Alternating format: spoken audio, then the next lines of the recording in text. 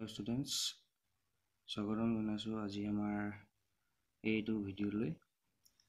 আজি আমাৰ টপিকটো হৈছে lines and angles, chapter number 6, ৰেখা আৰু কোণ। এতিয়া লাইন কাক কয়? 2 points when joined forms a line.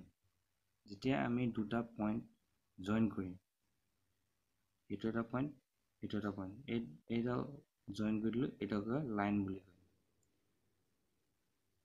তাৰপৰা নেক্সট কৈছে লাইন ছেগমেণ্ট। লাইন ছেগমেণ্ট কাক কয়? A part of a line with two end points is called a line segment. ইয়াৰ পৰা ইয়াৰলৈকে এই গোটেই লাইনডালৰ মই এটা পাৰ্ট ল'লোঁ, সেইডোখৰকে যেনিবা ইয়াৰ পৰা ইয়াৰলৈকে ল'লোঁ, মই এইডোখৰ নাম দি দিলোঁ এ ভি, আৰু এ ভি আমি ডিনোট কৰোঁ এনেকৈ। এইডোখৰে হ'ল লাইন ছেগমেণ্ট বুলি কয়। তাৰপিছত নেক্সট পইণ্টটো কৈছে কি? If 3 or more points lie on the same line, they are called non-collinear points. যদি তিনিটাতকৈ বেছি পইণ্ট থাকে এডাল লাইনত, তেতিয়া আমি সেই পইণ্টকেইটাক কি বুলি কওঁ? কলিনিয়াৰ পইণ্টছ বুলি কওঁ। ঠিক আছে, নহ'লে যদি নাথাকে তেতিয়া আমি সিহঁতক নন কলিনিয়াৰ পইণ্টছ বুলি কওঁ। এতিয়া লাইনছ কি, ৰেখা মানে কি গম পালা এতিয়া। এতিয়া নেক্সট আহিম আমি এংগলছ। এংগলছ মানে কোণ। এতিয়া এংগলছ, এটা এংগলত সদায় ৰেজ থাকে আৰু ভাৰ্টেক্স থাকে। ভাৰ্টেক্স মানে এই শেষ বিন্দুটো, এই শেষ পইণ্টটো, আৰু এই ৰশ্মিকেইডাল, এইকেইডাল ৰেজ বুলি কয়। এই এৰ'চিনকেইডাল দেখিছা নহয়, এইকেইডাল ৰেজ বুলি কয়। আৰু মই যদি এনেকুৱা দুডাল ৰে এটা পইণ্টৰ পৰা দুটা বেলেগ বেলেগ ডাইৰেকশ্যনত আঁকি দিওঁ, তেতিয়াই হৈ যায় এটা এংগল বনি যায়। এইটোকে কয় এংগল, এক্স। এই এক্সটো দেখিছা নহয় তোমালোকে, এই এক্সটোকে এংগল বুলি কয় বা কোণ। এতিয়া এংগল কেই প্ৰকাৰৰ আছে আমি সেইটো চাম এতিয়া। আৰু এংগুলাৰ চিম্বলটো এনেকৈ আমি লিখোঁ, এইটো চিম্বল। যেনেকৈ লাইন ছেগমেণ্টৰ চিম্বলটো এইটো আছিলে এ বি ওপৰত বাৰডাল, এই এংগল চিম্বলটো এইটো। এতিয়া আমি এংগুলৰ কেই প্ৰকাৰ আছে আমি সেইটো চাম এতিয়া। এংগল প্ৰথমটো হৈছে আহিব একুইট এংগল। একুইট এংগল কাক কয়? একুইট এংগল যাৰ এংগলটো 0 ডিগ্ৰী আৰু 90 ডিগ্ৰী মাজত থাকে, মানে 1 2 3 4 5 6 7 আপ টু 89 ডিগ্ৰী, মানে 0 ডিগ্ৰীৰ পৰা 90 ডিগ্ৰীৰ ভিতৰত থকা এংগলকেইটাকে একুইট এংগল বুলি কয়। সেইটো আছিলে প্ৰথম প্ৰকাৰ। ছেকেণ্ড আহিব আমাৰ ৰাইট এংগল। ৰাইট এংগল কাক কয়? যাৰ এই এংগলটো আমি ৱাই দি ডিনোট কৰিছোঁ 90 ডিগ্ৰী, সেইটোক আমি ৰাইট এংগল বুলি ক'ম।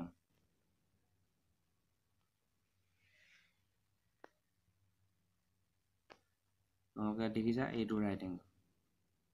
নেক্সট আহিব অবটিউজ এংগল। অবটিউজ এংগল কাক কয়?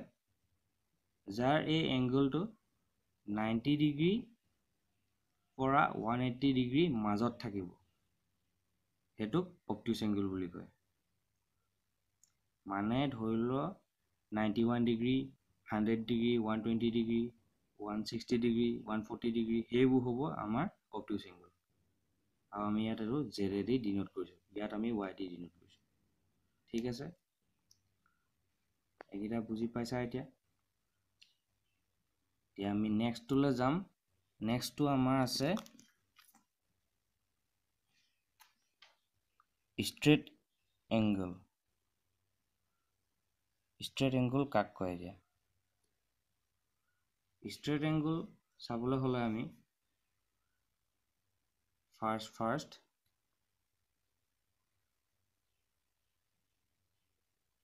এংগলটো জানিব লাগিব। আমি এতিয়া 180 ডিগ্ৰীলৈকে চালোঁ। এতিয়া ষ্ট্ৰেইট এংগল 180 ডিগ্ৰী গম পালো আমি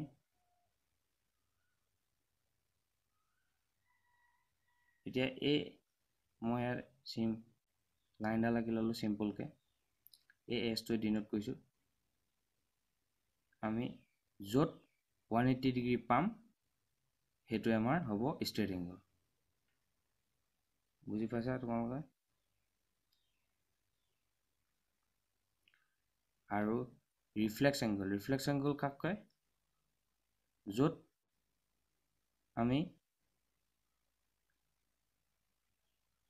এংগলটো কিমান হ'ব লাগিব 180 ডিগ্ৰী আৰু 360 ডিগ্ৰী মাজত হ'ব লাগিব আমি এটা জানো যে এটা সাৰ্কুলত সদায় 360 ডিগ্ৰী থাকে আমি যদি এটা সেই সাৰ্কুলটোৰ এটা পাৰ্ট যদি এৰি দিওঁ এনেকৈ এডোখৰ যদি গোলকে এনেকৈ দি লওঁ এই পাৰ্টটো যদি এৰি দিওঁ তেতিয়া আমাৰ এই গোটেই এংগলটোকে ৰিফ্লেক্স এংগল বুলি ক'ব এতিয়া ৰিফ্লেক্স এংগল মানে কি বুজি পালা ষ্ট্ৰেট এংগল মানে কি গম পালো আমি অবটুচ এংগল মানে কি গম পালো আমি ৰাইট এংগল মানে কি গম পালো আৰু একুইট এংগল কাক কয় সেইটো আমি গম পালো এতিয়া ঠিক আছে আমি এতিয়া নেক্সট আগবাঢ়িম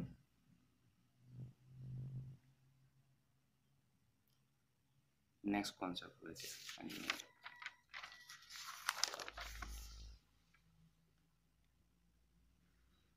আমাৰ নেক্সট পইণ্টটো হৈছে sum of two angles whose sum is 90 degree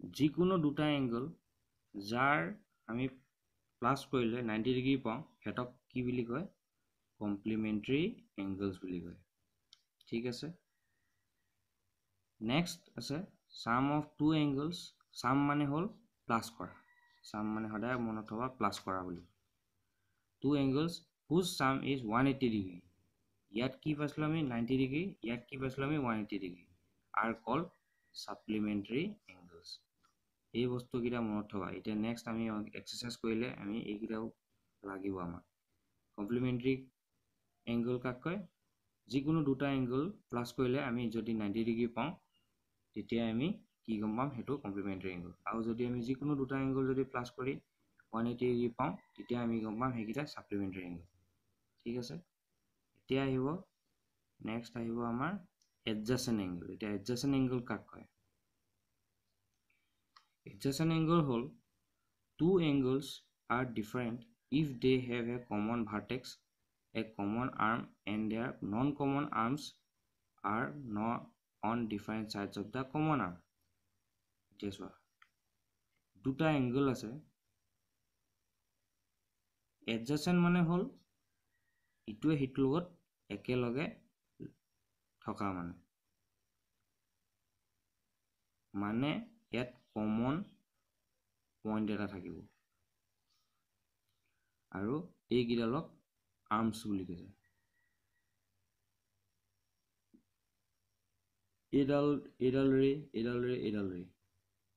এডাল হল দুইটা কাৰণে কমন মানে এডাল লগতো এংগল ফৰ্ম কৰিছে এডাল লগতো এংগল এটা ফৰ্ম কৰিছে মানে ইয়াত এংগল কেনেকৈ হৈছে adjacent কেনেকৈ হৈছে এংগল এ বি ডি এই ডাবল চিনটো এইটো এংগল দেখিছা আৰু এংগল ডি বি সি মানে এই এংগলটো লগ লাগি দুইটা adjacent এংগল দিছে আৰু গুটেটো যদি চাও angle A B C equal আমি কি লিখিব পাৰো angle A B D plus angle D B C এই দুইটা এংগল যদি প্লাস কৰি দিও বেলেগ বেলেগে তেতিয়া আমি গুটে এংগলটো পাই যাম আৰু এইকিটাকে কয় adjacent এংগল এতিয়া এই বি এ ডাল আৰু বি সি ডাল যদি আমি সিধাকে চাও তেতিয়া আমি কি পাও মানে এডাল যদি এডাল এতিয়া এনেকৈ আছে আমি যদি এনেকৈ সিধা কৰি দিও এনেকৈ যদি এনেকৈ এডাল লগত এনেকৈ বি সি ডাল বি এডাল যদি আমি বি সি ডাল লগত যদি এনেকৈ আসলে আমি এনেকৈ যদি সিধা কৰি দিও এই পেইনডাল এনেকৈ চোৱা এইটো ডাইৰেকশন আসলে পেইনডাল মই কেনেকৈ ঘূৰাইছো এনেকৈ যদি মই সিধা কৰি দিও তেতিয়া আমি কি দেখিছো মানে এডাল সিধা লাইন নহ'ব জানো স্ট্ৰেট লাইন এডাল ফৰ্ম হ'ব আৰু স্ট্ৰেট লাইনত সদায় কি হ'ব স্ট্ৰেট এংগল ফৰ্ম হ'ব তাৰমানে আমি কি গম পালোঁ য'ত স্ট্ৰেট এংগল ফৰ্ম হ'ব তাত আমি কি পাম দুটা এংগল পাম আকৌ এই বস্তুটোৱে এইটো ইয়ালৈকে আহি যাব এই ইয়ালৈকে আহি যোৱাৰ লগে লগে দুটা এংগল নহ'ব জানো তাৰমানে এইডাল এইটো এতিয়া হৈ আছিলে এডজাসেন্ট আমি এইটোকে কি কৰিলোঁ এইটো আমি এনেকৈ সিধা কৰিলোঁ সিধা কৰি দিয়াৰ লগে লগে দুটা এংগল বনি গ'ল ইয়াতো দুটা এংগলে আছিলে ইয়াত কিন্তু তেতিয়া কি হ'ব লিনিয়াৰ হৈ যাব লাইন এডাল আহি যাব যে সেই তেতিয়া হ'ব linear pair of angles linear pair of angles বুলি কয় এইটো তাৰমানে এই এংগল ABD আৰু এংগল DBC টো তেতিয়া ক'ব লিনিয়াৰ পেয়াৰ অফ এংগলছ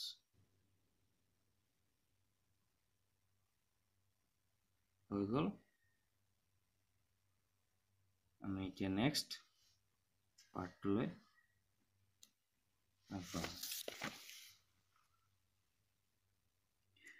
নেক্সটটো আছে আমাৰ টাইপ অফ এংগলছে হয় যেনেকৈ এডজাসেন্ট এংগল এইটো এটা টাইপ অফ এংগলছে হয় যাৰ নাম দি আছে ভাৰ্টিকেলি অপজিট এংগল এটা ভাৰ্টিকেলি অপজিট এংগল মানে কি যেতিয়া দুডাল লাইন আমি ইন্টাৰসেক্ট কৰিব when AB and CD intersect each other intersect মানে কটাকটি কৰিব দুইডালে ইডালৰ হিডালক কটাকটি কৰিব at a point say O a pointত O pointত যেনিবা কাটিছে there are two pairs of vertically opposite angles দুডাল পেয়াৰ থাকিব vertically opposite angles প্ৰথম পেয়াৰটো হ'ল angle AOD angle BOC angle AOD আৰু angle BOC মানে এই দুটা তাৰপিছত নেক্সট পেয়াৰটো হ'ব দুটা পেয়াৰ পাম আমি AOC BOD মনত থবা সদায় আমি সদায় ভাৰ্টিকেলি অপজিট এংগল আমি যদি দুডাল লাইনে ইন্টাৰসেক্ট কৰিছে তেতিয়া আমি সদায় এনেকুৱাকৈ চাৰিটা আমি পাম মানে দুটা পেয়াৰ পাম এটা পেয়াৰত কিমান থাকে দুটা থাকে তাৰমানে আমি গম পালোঁ যে চাৰিটা এংগল থাকিব মানে AOC BOD AOD BOC গম পালোঁ এতিয়া ভাৰ্টিকেলি অপজিট এংগল মানে কি বুজি পালা এতিয়া দেন নেক্সট ইন্টাৰসেক্টিং লাইন আৰু নন ইন্টাৰসেক্টিং কটাকটি কৰা আৰু কটাকটি নকৰা ৰেখা ইন্টাৰসেক্টিং লাইন মানে ইয়াতে এতিয়া বুজাই দিলোঁ AB ডালে CD ডালে ক'ত কাটিছে ক'ত তাৰমানে সেইটোৱে আৰু যদি দুডাল লাইন এক্সট্ৰাকে আঁকো তাৰমানে এইডাল ইয়াত কাটিছে জানো নাই কটা ক'তো নাই কটা এইডালো এক্সট্ৰাকে আছে এইডালো এক্সট্ৰাকে আছে তাৰমানে এইটো কি হৈ আছে পেৰেলেল লাইন হৈ আছে পেৰেলেল লাইন কাক কয় সমান্তৰাল ৰেখা আৰু এটা মনত থবা পেৰেলেল লাইনত সদায় ইয়াৰ পৰা এই বিন্দুটোৰ পৰা এই বিন্দুটোলৈকে যিমান ডিষ্টেঞ্চ এই বিন্দুটোৰ পৰা এই বিন্দুটোলৈকে সিমানেই ডিষ্টেঞ্চ মানে এই পাৰপেণ্ডিকুলাৰ ডিষ্টেঞ্চটো দুডাল পেৰেলেল লাইনৰ মাজত সদায় সেম থাকে সেইটো ইউনিভাৰ্সেল ৰুল সেইটো সবতে সদায় একেই থাকে আৰু পেৰেলেল লাইন দুডাল কেতিয়াও ইন্টাৰসেক্ট নকৰে এতিয়া এইডাল ইন্টাৰসেক্ট কৰিছে ক'ত যেনিবা এইটো O পইণ্ট দিছো O'ত ইন্টাৰসেক্ট কৰিছে এইটা হয় ইন্টাৰসেক্টিং হৈ গ'ল এতিয়া নেক্সট আমি যাম এতিয়া কি কৈছে if a ray stands on a line then the sum of the two adjacent angles is 180 degree and vice versa this property is called as the linear pair axiom এতিয়া আমি ইয়াৰ পৰা কি বুজিলো a ray angle এটা আছে a ray stands on a line then the sum of the two adjacent angles is 180 degree এই linear pair of angles টোত কি বুজাইছিলো এনেকৈ এটা লাইন আছে এনেকৈ এডাল যদি ৰে থাকে এডাল line A B C D যেনিবা এডাল ৰেডাল এই ৰেডাল এতিয়া AB লাইনডালত থিয় হৈ আছে এনেকৈ থাকক মুঠতে ষ্টেণ্ড থিয় হৈ আছে তো এইটো হ'লে হৈ যাব তাৰমানে আমি কি গম পালোঁ এতিয়া এডাল ইয়াত এইডাল লাইনৰ ওপৰত থিয় হৈ আছে এইডাল, তাৰমানে কি কৈছে এতিয়া, তেতিয়াহ'লে কি হ'ব, sum of the two adjacent angle, ইয়াত এতিয়া এডজাচেণ্ট এংগল কি, এইটো আৰু এইটো হ'ল, এই দুটা এংগলৰ ছামটো মানে প্লাছ কৰিলে সদায় 180 ডিগ্ৰী পাওঁ। এণ্ড ভাইচ ভাৰ্চা বুলি কৈছোঁ, ভাইচ ভাৰ্চা মানে কি, এইটো যদি হয় এইটো হ'ব, এনেকে যদি হয় এইটো হ'ব, মানে যদি আমাক কৈ দিয়ে if the sum of the two adjacent angle is 180 degree then there is a ray which stands on that line, মানে যদিও আমাক যদি কৈ দিয়ে দুটা এডজাচেণ্ট এংগলৰ ছামটো বোলে 180 হ'ব, তেতিয়াহ'লে কি হ'ব, তাৰ সেই লাইনডালৰ ওপৰত এডাল ৰে ষ্টেণ্ড হৈ আছে বুলি আমি গম পাম। তেতিয়া এনেকৈ এইটো সূত্ৰ মানে এইফালে চালেও এইটো হ'ব, এইফালে চালেও এইটোৱে হ'ব। ফৰ এক্সাম্পল আমি যদি কওঁ, মই চিম্পুলকৈ যদি এক্সাম্পল কৈছোঁ 1 = 2, 2 = 1, মানে একেটাই হয়গৈ আল্টিমেটলি। 1 যদি 2 লগত সমান হয়, 2 1 লগত সমান হ'ব, সেইটোকে বুজাইছোঁ। এইটো যদি এইটো যদি পাই এইটো পাওঁ আমি, তেতিয়াহ'লে এইটো পালেও আমি এইটোকে পাওঁ ক'ৰবাত, হৈ গ'ল। এইটো আছিলে লিনিয়াৰ পেয়াৰ অফ এংগলছ। এইটো চোৱা দিয়া, মই বুজাই দিছোঁ ইয়াত, এইটো হ'ল লিনিয়াৰ পেয়াৰ অফ এংগলছ, মই অলপ আগতে বুজাই দিলোঁ। এতিয়া সেই এইটো AOC BOC, এইটা হ'ল লিনিয়াৰ পেয়াৰ অফ এংগলছ। এতিয়া চোৱা, নেক্সটটোত ল'লোঁ মই 125 ডিগ্ৰী 55 ডিগ্ৰী, দুইটা প্লাছ কৰিলে আমি কি পাম, 180 ডিগ্ৰী পাম। ঠিক তেনেকৈ 60 ডিগ্ৰী 30 ডিগ্ৰী লৈছোঁ আমি। এইবোৰ হ'ল adjacent angles with defined measures, adjacent angle with defined measures. এইকেইটা আছিলে লিনিয়াৰ পেয়াৰ অফ এংগলছ। আমি এতিয়া নেক্সট পঢ়িম থিয়ৰেম এটা। থিয়ৰেমটো কি দি আছে চাওঁ আমি। কৈছে if two lines intersect each other then the vertically opposite angles are equal.